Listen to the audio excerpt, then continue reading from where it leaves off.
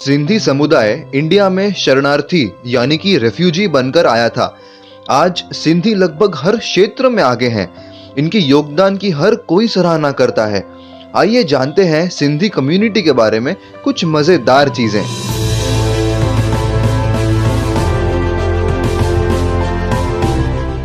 India और पाकिस्तान के बंटवारे के बाद हिंदू इंडिया आ रहे थे और मुस्लिम पाकिस्तान।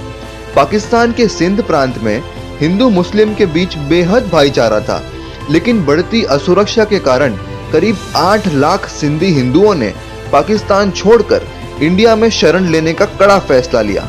पूरे इंडिया में आज 25 लाख से ज्यादा सिंधी हैं। भारत में सिंधियों की आबादी सबसे ज्यादा मुंबई के उल्लासनगर एरिया में है। सिंधी भाषा को भारत सरकार ने 1967 में 15वीं ऑफिशियल लैंग्वेज घोषित की थी। ज्यादातर सिंधी हिंदू हैं, लेकिन कुछ सिंधी सिख धर्म के सिद्धांतों को भी मानते हैं। इन्हें सहजधारी कहते हैं। सिंधियों का न्यू ईयर यानी कि चेटी चंड सबसे बड़ा त्योहार होता है।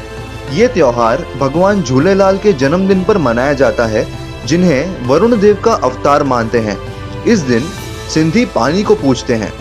चेटी चंड के अलावा अक्षय तृतीया और तीजरी के अवसर पर भी काफी जश्न मनाए जाते हैं।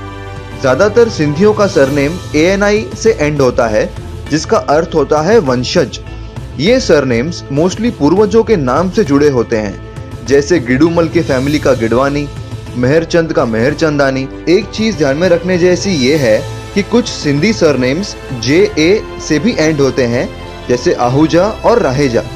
भारत में सिंधियों ने लगभग हर फील्ड में नाम कमाया है, जैसे राम जेठमलानी इंडिया के number 1 lawyer, Pankaj Advani world famous billiards और स्नूकर प्लेयर, निरंजन और Surendra Hiranandani real estate tycoons, Ranveer Singh Bhavnani Bollywood के टॉप एक्टर्स में से एक।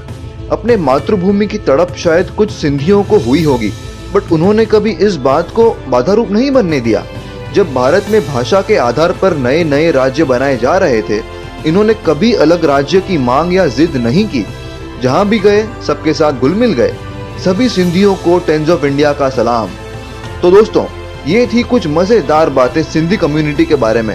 इस वीडियो को लाइक कीजिए, शेयर कीजिए, कमेंट्स में बताइए आपको ये वीडियो कैसी लगी, और हाँ, टाइम्स ऑफ इंडिया को सब्सक्राइब जरूर कीजिएगा। जय हिंद।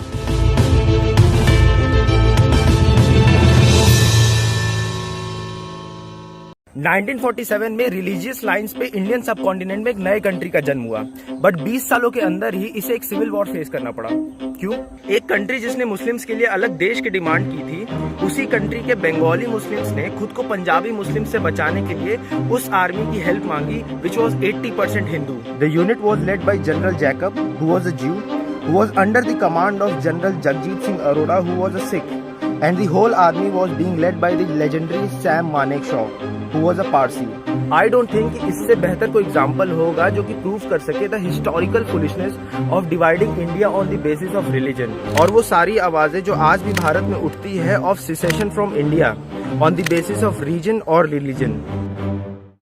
दोस्तों, कार्नेज इंस्टीट्यूट के अकॉर्डिंग पाकिस्तान एक फेल्ड स्टेट है। तो चलिए मैप्स के थ्रू समझते हैं कि कैसे इस इंस्टीट्यूट के अकॉर्डिंग पाकिस्तान का डिवीजन होगा। देखिए, इस डिवीजन के लिए सबसे पहले तो पाकिस्तानी न्यूक्लियर आर्सेनल को न्यूट्रलाइज करना होगा, जिसके बाद ये प्रोसेस शुरू हो पाएगा। नॉर्थ में ऑब्वियसली पाकिस्तान ऑक्यूपाइड कश्मीर यानी कि POK इंडिया में वापस मर्ज होगा, और पश्तून डोमिनेटेड खैबर पख्तूनख्वा अफगानिस्तान में मर्ज हो सकता है। वहीं बलूचिस्तान में ऑलरेडी फ्रीडम मूवमेंट चल रही है, एंड अगर ईरान कुछ कॉम्प्लेक्सिटी क्रिएट ना करे तो बलूचिस्तान एक रिसोर्स रिच इंडिपेंडेंट कंट्री बन सकता है, जिसकी कैपिटल ग्वादर या फिर क्वेटा हो सकती है। साथ ही सिंध प्रोविंस, जहां highest number of minorities reside करती हैं, सिंध के यूनिक कल्चर के साथ सिंधु देश नाम का एक इंडिपेंडेंट कंट्री बन सकता है, जिसकी कैपिटल कराची या फिर हैदराबाद हो सकती है। लास्ट में बचता है पाकिस्तानी पंजाब, जो ट्रू सेंस में आज के पाकिस्तान का